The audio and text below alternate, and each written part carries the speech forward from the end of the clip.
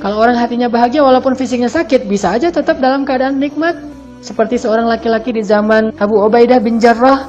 Ketika Abu Ubaidah bin Jarrah datang ke laki-laki ini, orang miskin banget, dia tidur, lumpuh, buta, tapi dia tersenyum sambil bilang, Alhamdulillah, Alhamdulillah, Alhamdulillah. Lumpuh, buta, tapi Alhamdulillah. Coba, udah tua, lumpuh, gak punya siapa-siapa, sebatang kara, buta, tapi Alhamdulillah. Ditanya sama Abu Ubaidah, kenapa engkau masih bilang Alhamdulillah padahal nikmatnya kayak gini? Kata dia, karena saya selalu merasa bahwa hati saya itu dipenuhi dengan cinta kepada Allah. Hati saya itu selalu bisa mengingat Allah, itu udah buat saya bahagia. Walaupun saya lumpuh, walaupun saya buta, walaupun saya nggak punya siapa-siapa, tetap aja hati saya itu punya Allah gitu. Jadi hati itu harganya mahal sekali. Coba mulai dari situ.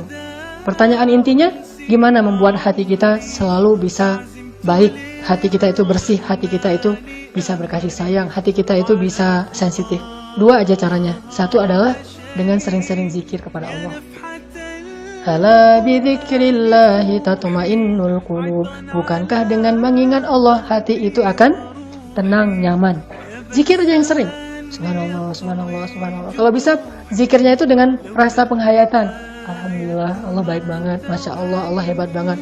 Subhanallah, Allah itu maha suci. La haula wala quwata illa billah. Kalau nggak ada Allah pasti nggak bisa. Terus zikir itu ngelembutin hati banget loh. Makin sering zikir, makin sering hati kita dilembutkan. Diasah, diasah, diasah. Kayak kita ngasah kayu yang awalnya kasar banget, terus diampas gitu, lama-lama kan jadi mengkilap ya. Malah lebih mengkilap daripada kaca tuh. Kalau kaca nggak pernah diasah, lama-lama kotor juga. Kayu walaupun kasar, kalau diasah terus, lama-lama kinclong juga tuh. Hati kita tuh kayak gitu. Asah aja, diasah terus dengan zikrullah. Jadi ampasnya itu adalah zikrullah. Terus diampas dengan itu. Insya Allah lama-lama menjadi bening, lembut. Paksain aja, walaupun nggak nikmat zikirnya, awal-awal emang kayak gitu, namanya tadi kayunya masih kasar kan ya, masih agak-agak kasar gitu, nggak nyaman, nggak apa-apa, terusin aja, lama-lama jadi lembut. Jadi zikir itu harus dipaksain, walaupun nggak terasa di hati, paksain aja terus.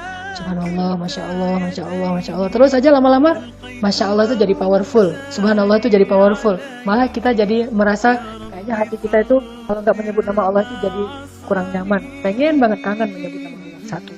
Kedua, kalau kita pengen hati kita lembut, diasahnya dengan cara sering-sering melihat kondisi orang yang lebih susah dari kita.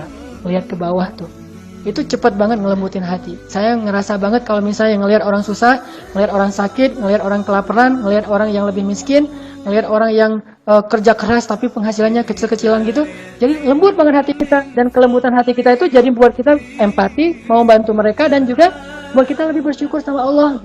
Kita ngelihat langsung ke orang-orang yang membutuhkan. Lihat langsung gimana orang yang mengadu-ngadu karena dia kesakitan, kanker misalnya. Itu ngelembutin hati banget.